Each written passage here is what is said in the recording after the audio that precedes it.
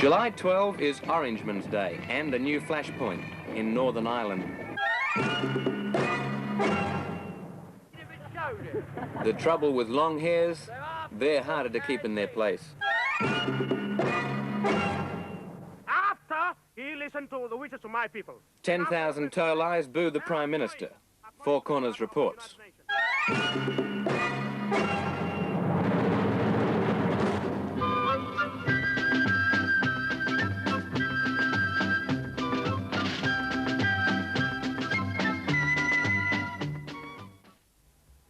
The Tolais from New Britain in the territory of Papua New Guinea.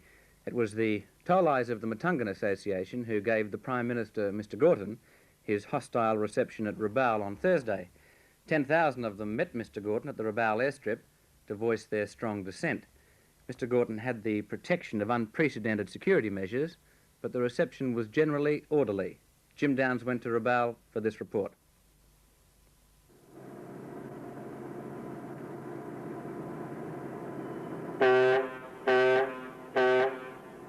The liner Marco Polo sails from Rabaul, New Britain.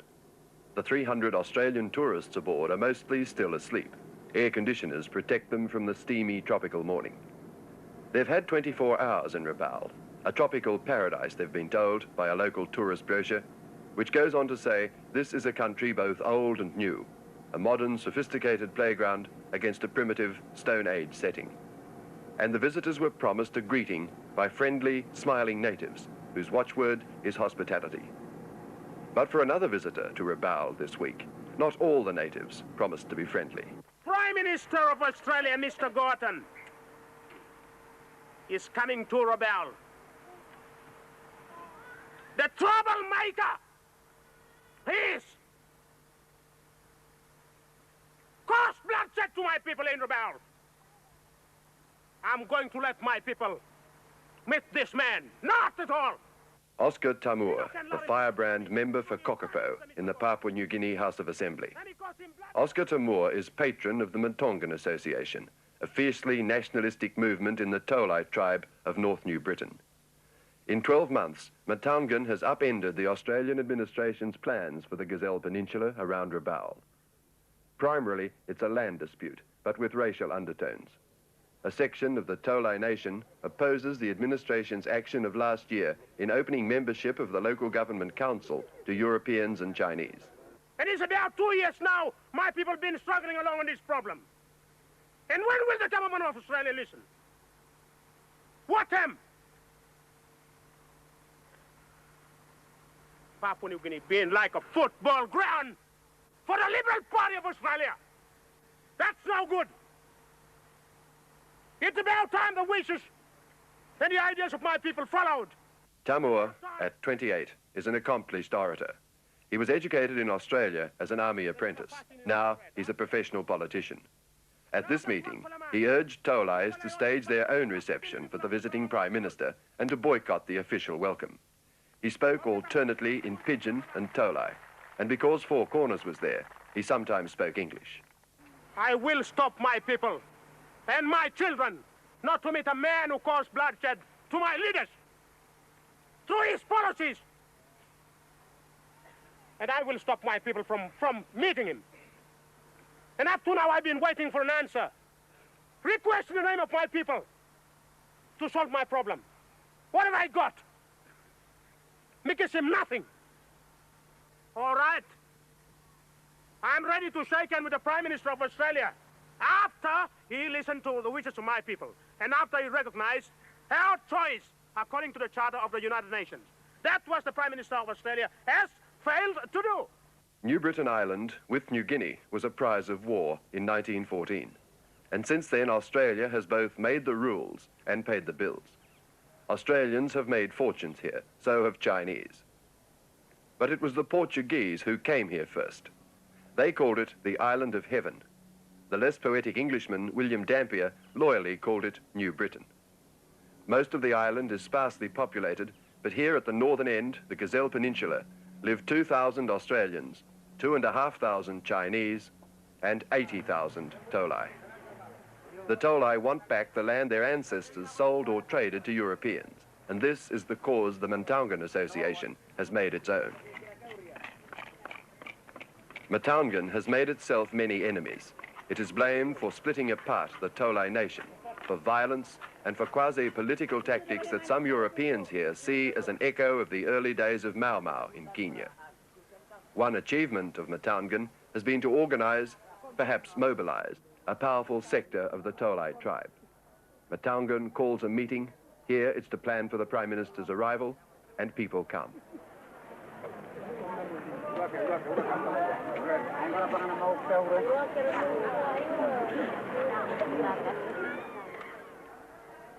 John Kaprutin, the image man of Mataungan. His age is about 30. He's had some university education, including study in Hawaii. The visible Mataungan leadership is by young men. Kaprutin says this is because the young men can speak English, and the only way to talk to white men is in white men's language. Here, he speaks the Tolai tongue. He's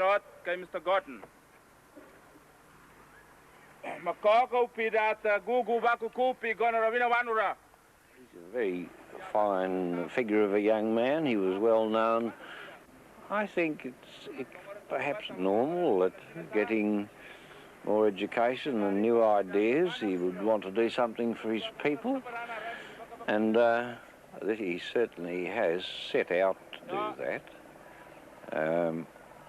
I think it's very easy, if you don't agree entirely with the man's politics, it's easy to discredit him and write him off. But I wouldn't do that. I think he's a man that we'll hear a lot of in the future. I must, in all fairness and honesty, say that I cannot agree with the way he's doing it. I think John Kaprutin could accomplish a lot more by communicating more with the people that he's opposed to and negotiating with them and telling them what he wants. Alex Hopper, businessman and planter. He turned his wartime deferred pay into a fortune on New Britain Island, but now he thinks he may not stay much longer. 2 years ago, I would say, things started to change radically here. The local people began to change their ideas under the influence of education and other things, and mostly, I would say, in the last 12 months.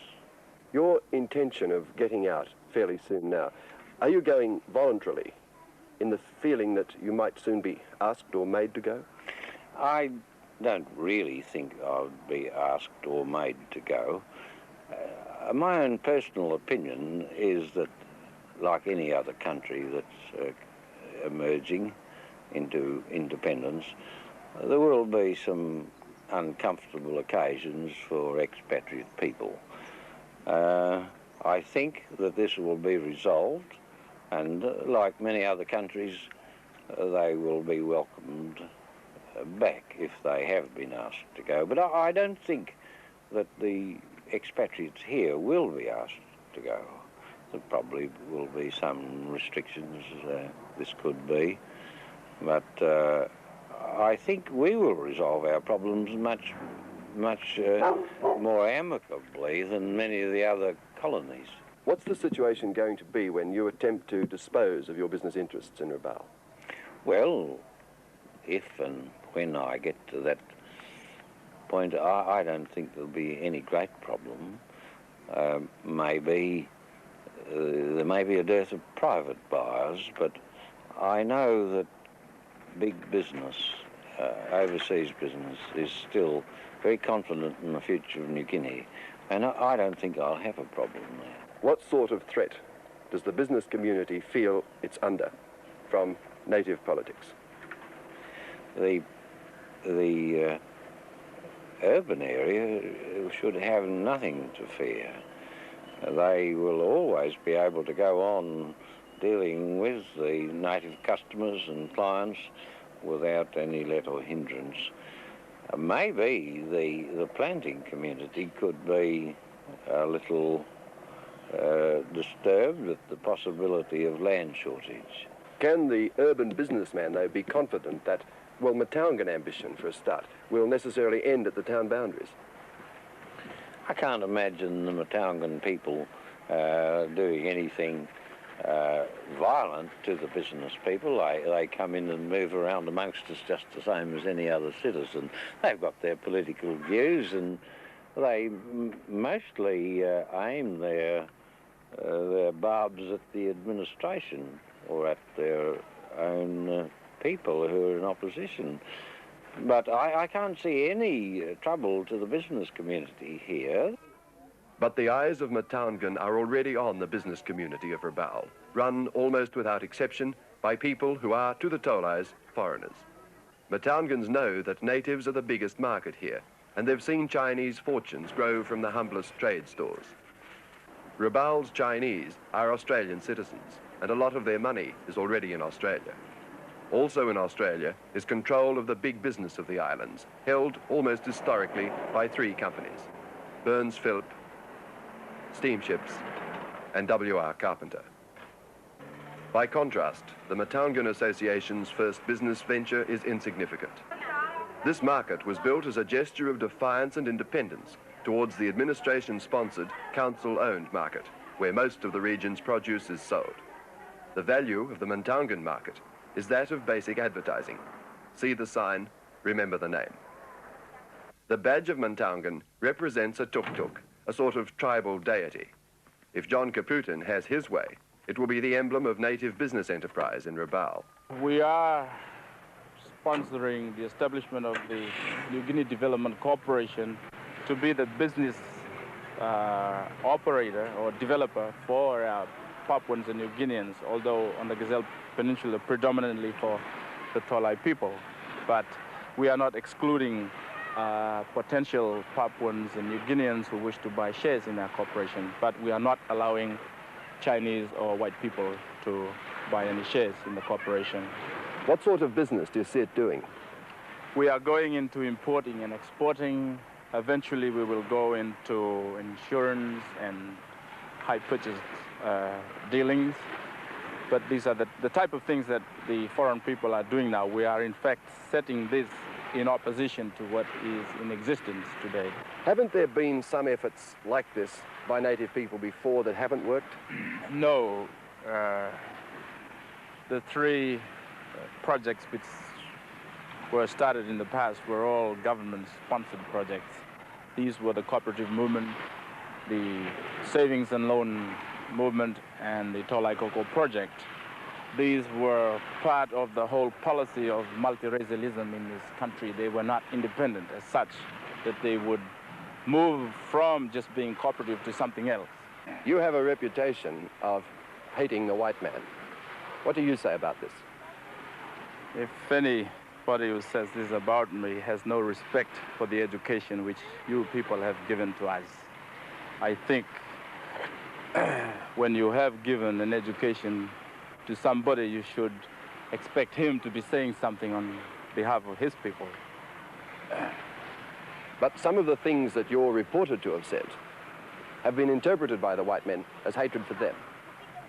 Let me make myself clear. I do not write the news articles or the what is being recorded for televisions in the Australian press. The white people do that, and if they want to paint somebody into some kind of picture as being anti-white, they will do that.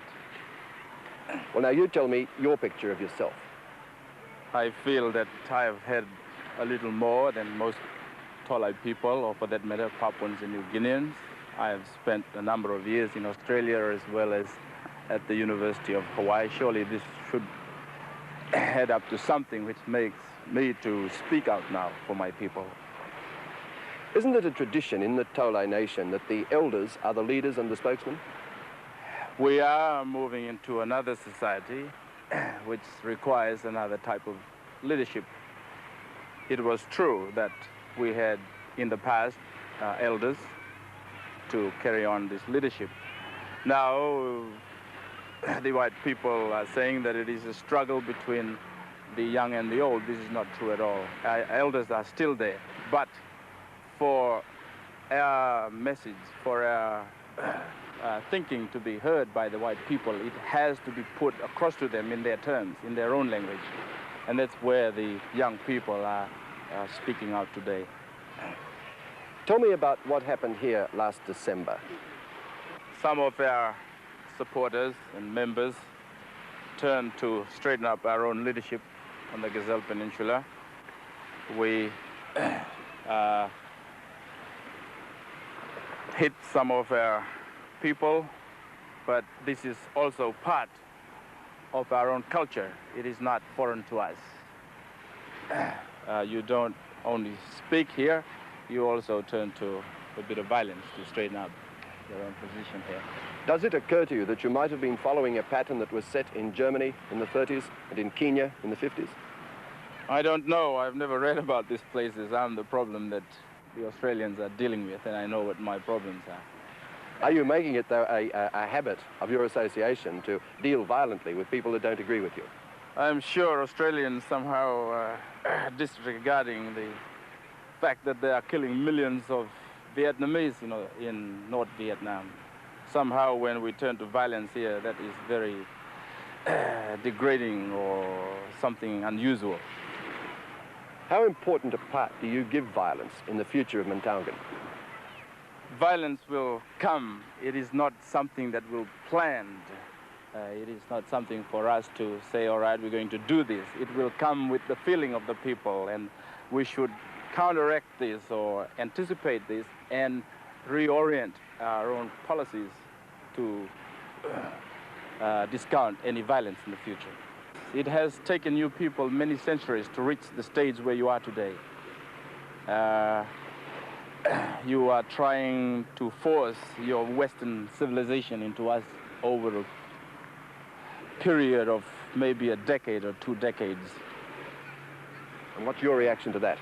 I think it is pretty stupid for you people to push this to us in that time. I know that time is changing, but we should bear in mind the problems that our people are faced with, the social attitude which must change to move into another society. Tell me about Thursday and what you think is likely to happen. We are turning out the Gazelle Peninsula for Thursday to meet the Honorable Prime Minister of Australia. We will be demonstrating simply to tell to the world that there are the rights of the black people which must be protected.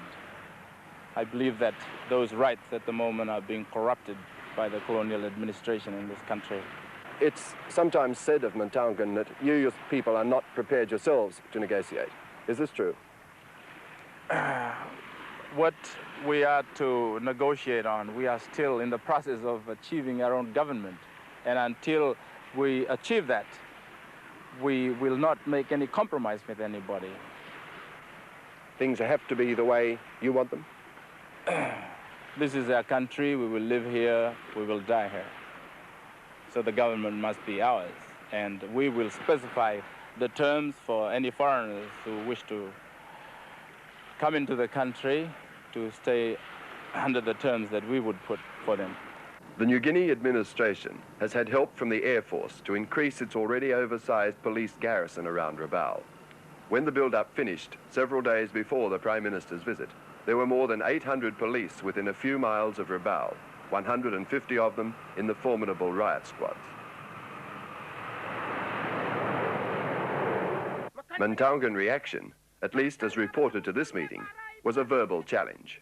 Montalgan President Damien Kerikou. I'll be there to face the police and whatever else, and to face the consequences as I promised the cap. And I said to him, we are sick of your bullies, and we are prepared to face the consequences of your nonsense.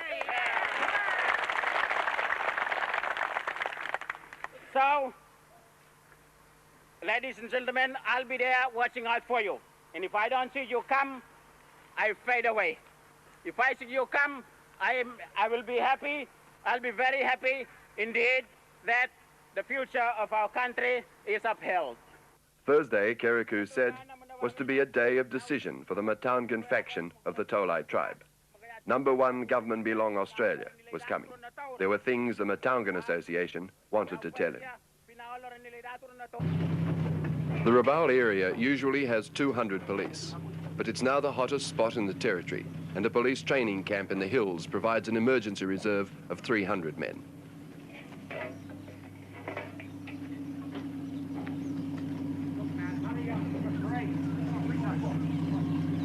Now, he got some fellow man, long Rabaul here. This was the big day, and from holding camps in the hills, New Guinea's paramilitary police force assembled at Rabaul barracks. The message of New Britain's police chief to his men was to keep their heads, to listen to their officers, to take no action without direct orders, and to ignore name-calling and provocation from the crowd.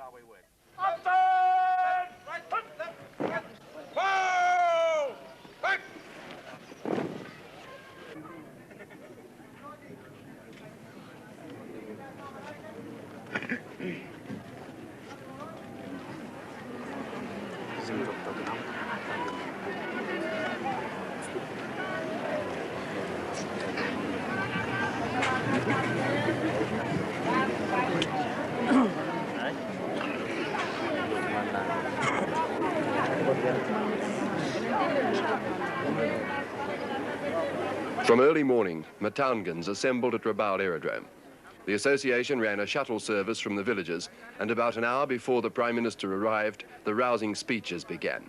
Warm beer and betel nut were having their effects.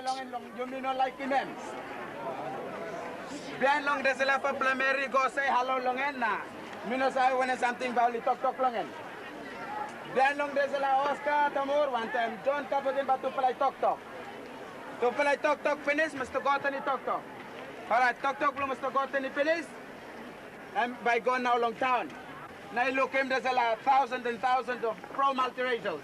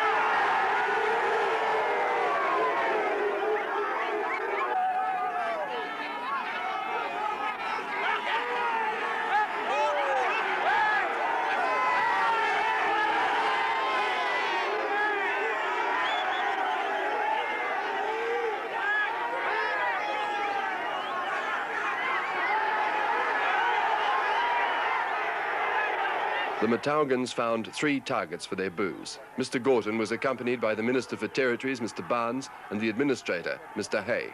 Neither is popular with the dissident Tolais.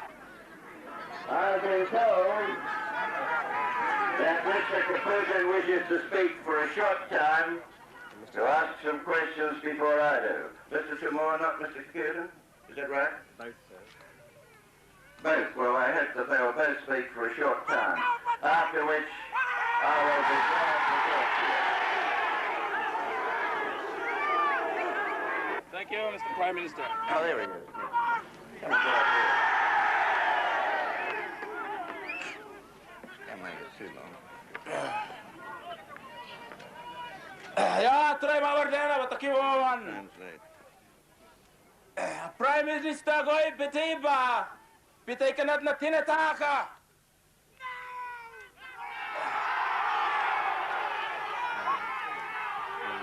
Itar po to tipi abat tumulong ore.